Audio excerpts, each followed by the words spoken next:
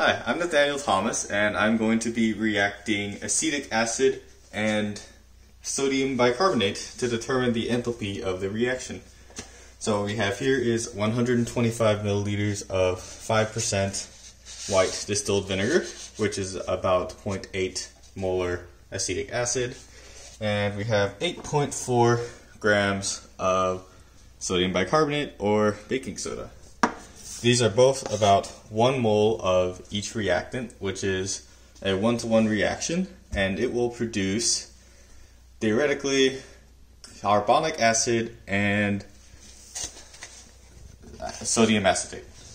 So, what we do is we make sure we have all our appropriate safety gear, like our goggles and our gloves and our long pants.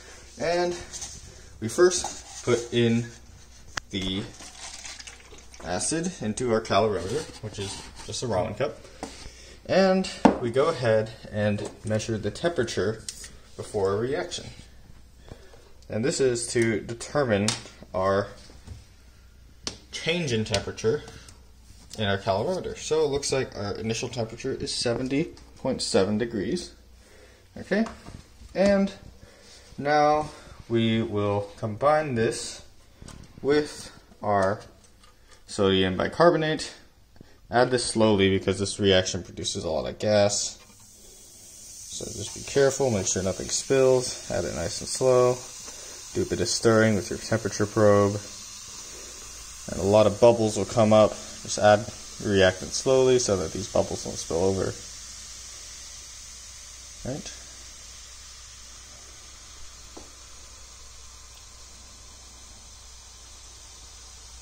Okay. Add a little bit more.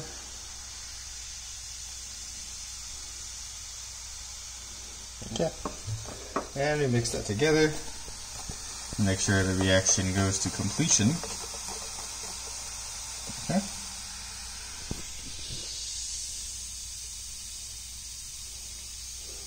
And a little bit longer. And we still got a little bit of bubbling. So the reason why we see all this bubbling is because the carbonic acid rapidly deteriorates into water and carbon dioxide, which comes out as a gas.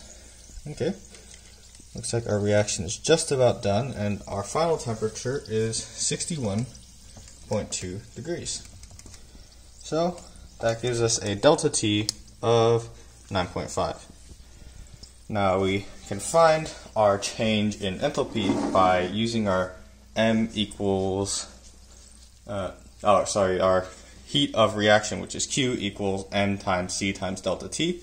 We know that our M is 125, which is the mass of our vinegar with a density of roughly 1 gram per milliliter, plus the mass of our sodium bicarbonate, which is 8.4. We multiply that by 1.84, which is the heat capacity of our solution, and then we multiply that by our delta T that we found. Okay? And this is the total number of joules that was absorbed in our reaction. We can tell it's endothermic because our temperature decreased. And this is the amount of heat absorbed for 0.1 moles of the reaction. So if we multiply it by 10, we can then find the enthalpy of the reaction, which is 53 kilojoules. And that is the conclusion for our experiment. So we found, using our common kitchen equipment and our common kitchen ingredients, that the enthalpy of the reaction of sodium bicarbonate and acetic acid is 53 kilojoules per mole. Thank you.